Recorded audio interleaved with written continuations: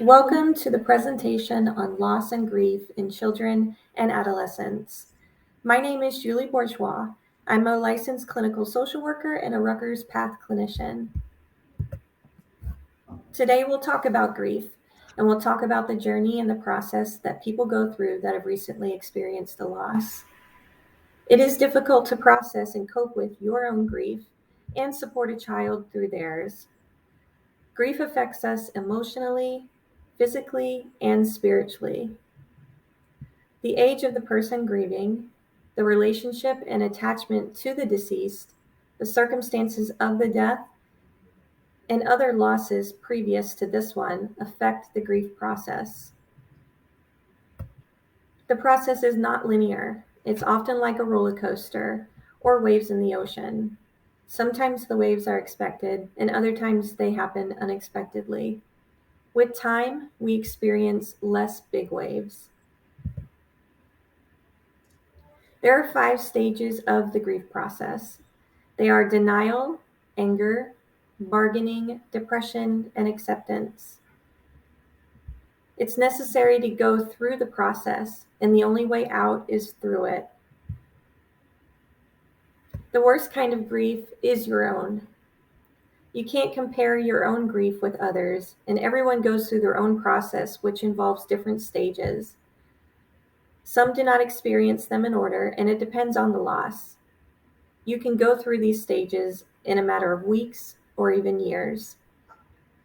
We'll talk about each of these stages. The first one, denial. Denial helps minimize the pain and shock, trying to survive emotional pain. The mind takes time to adjust to a new reality after the loss, and denial slows down the process to avoid feeling overwhelmed with grief. Anger is another stage. It's common when we are experiencing extreme emotional discomfort. Anger is an emotional outlet, and it allows us to express ourselves with less fear of judgment or rejection, but it also makes it hard to connect to others and accept the comfort and support that we need during this time. Losing a loved one can cause us to consider any way we can avoid the current pain or the pain we are anticipating from the loss. And this feeling of helplessness can cause us to react and protest by bargaining, which is another stage. It gives us a perceived sense of control over something that feels so out of control. And while bargaining, we also tend to focus on our personal faults and regrets. We might look back at our interactions with the person we are losing and note of all the times we felt disconnected or may have caused them pain. It is common to recall times when we may have said things we did not mean and wish we could go back and behave differently. We also tend to make the drastic assumption that if the things had played out differently, we would not be in such emotionally painful places in our lives right now. Depression is another stage of grief. It's when we start to look at the reality of what is happening. The loss may feel so present, so we may isolate or we may retrieve. Another stage, and often the last stage, is acceptance. You begin to accept the loss and still feel pain, but no longer resist reality. You may still feel some sadness and regret. There are ages and stages that children also go through during the grief process. They can affect children differently than adults. For preschool children, they usually see death as temporary and reversible. It's a belief that's reinforced by cartoon characters who die and come back to life again. Children between the ages of 5 and 9 begin to think more like adults about death, and yet they still believe it will never happen to them or anyone that they know. It's normal during the weeks following the death of someone that children knew to feel immediate grief or persist in the belief that the family member is still alive. However, long-term denial of the death or avoidance of grief can be emotionally unhealthy and can later lead to more severe problems. The person who has died was essential to the stability of the child's world, and anger is a natural reaction.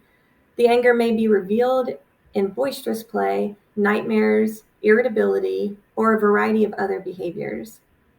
Often, the child will show anger towards the surviving family members.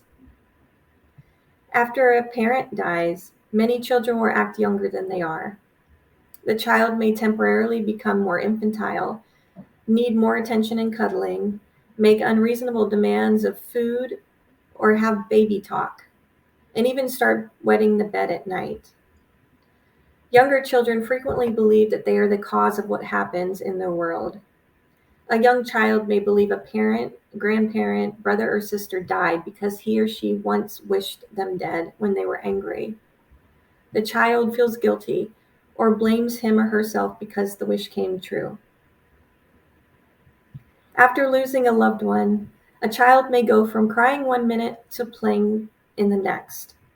Changeable moods do not mean that they are not sad or that they have finished grieving. Children just cope differently, and playing can be a defense mechanism to prevent a child from becoming overwhelmed. It is also normal to feel depressed, guilty, anxious, or angry at the person who has died, or at somebody else entirely. It is good for children to express whatever emotions they are feeling. There are many good children's books about death and reading, and these books together can be a great way to start a conversation with your child. Since many children aren't able to express their emotions through words, other helpful outlets include drawing pictures, building a scrapbook, looking at photo albums, or telling stories, or a combination of these modalities. Older school-age children understand the permanence of death, but they may still have some questions. Do your best to honestly answer them clearly. It's okay if you can't answer everything. Being available to your child right now is what matters the most. These are suggestions on what grieving child or children need during this time. They definitely need routine that they can predict and consistency, as they just had a major loss that kind of shook their foundation a little bit.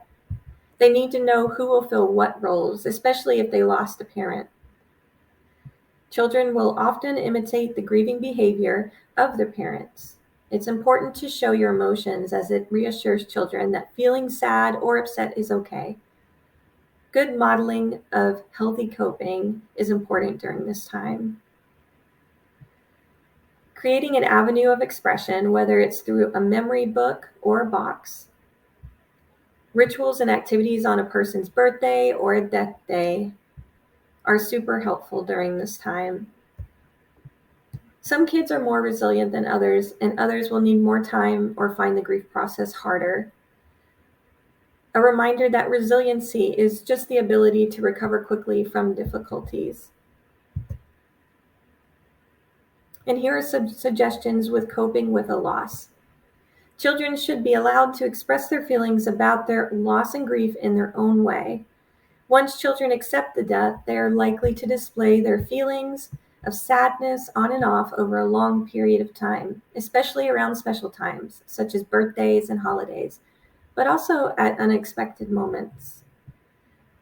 The surviving relatives should spend as much time with the child as possible, making it clear that the child has permission to show his or her feelings openly and freely. Only share what they can handle and do what they can tolerate. Each person and kid has their own tolerance level. Grief gets reprocessed with cognitive abilities and emotions. It is an ongoing process through a child's development and as they get older. A child can avoid attachment or become anxious that someone else will die. In this case, they'll need reassurance that they are safe, and not everyone will die unexpectedly. Culture is a big part of a family's identity, and families are the ultimate authority on their grieving process and their needs. Whether or not to attend the funeral is a personal decision that depends entirely on you and your child. Funerals can be helpful for providing closure, but some children simply aren't ready for such an intense experience. Children should not be forced to attend a funeral. If your child wants to go, make sure that you prepare them for what they will see. Explain that funerals are very sad occasions, and some people will probably be crying. If there will be a casket or an open casket, you should prepare them for that too. Plan to honor or remember the person in some way, such as lighting a candle, saying a prayer, or making a scrapbook. Reviewing photographs, telling a story, these things may be helpful to your child's grieving process. As far as the funeral, have them attend whatever parts they want to attend, and then have someone else take them away for other parts that they wish not to be for. The idea of an afterlife can be very helpful to a grieving child. If you have religious beliefs about the afterlife, now is the time to share them. But even if you aren't religious, you can still comfort your child with a concept that a person continues to live on in the hearts and minds of others.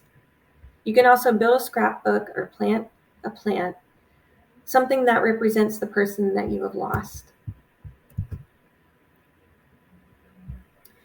Feeling connected to the deceased is often important for the child at this time. What are some ideas that you can do to remember or commemorate or honor your loved one? And what about on special occasions? Oftentimes, objects kept with a child to maintain their relationship with the deceased can provide comfort and a sense of connection.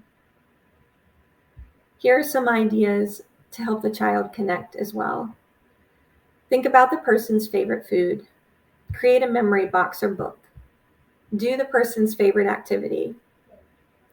Use pictures and stories often. Creating art. And also this book here, The Invisible String, is a great book for children experiencing loss.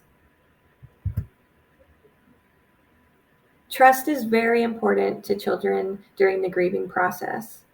Build strong relationships by being honest and allowing kids to ask questions. Children are often very perceptive and more aware than we realize.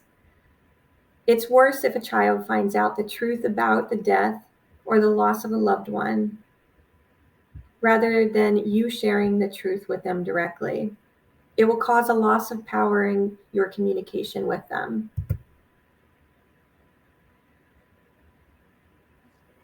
Sometimes children will experience problems with grief and loss. They will start showing some of these signs and symptoms, and in this case, you may want to bring them to a mental health professional to help them more process the grief process in a healthy way. Children who are having serious problems with the grief and loss of a loved one may show one or more of these signs: an extended period of depression in which the child loses interest in daily activities and events, an inability to sleep, a loss of appetite, a prolonged fear of being alone, acting much younger for an extended period of time, excessively imitating the dead person, believing they are talking to or seeing the deceased member for an extended period of time, repeated statements of wanting to join the dead person, a withdrawal from friendships, a sharp drop in school performance or refusal to attend school. If any of these signs persist, reach out to a child and adolescent psychiatrist or other qualified mental health professional. They can help the child accept the death and assist in helping the child through the mourning process.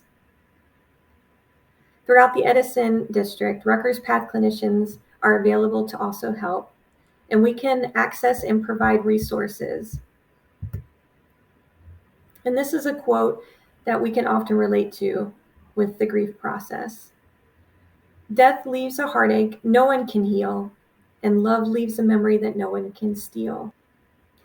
In this slide, we put together some online and phone grief groups and resources that we hope you find helpful. They often have websites here, but you can often go on their website and find more contact information if you're interested. I hope this presentation was helpful to you and or your family. Take care.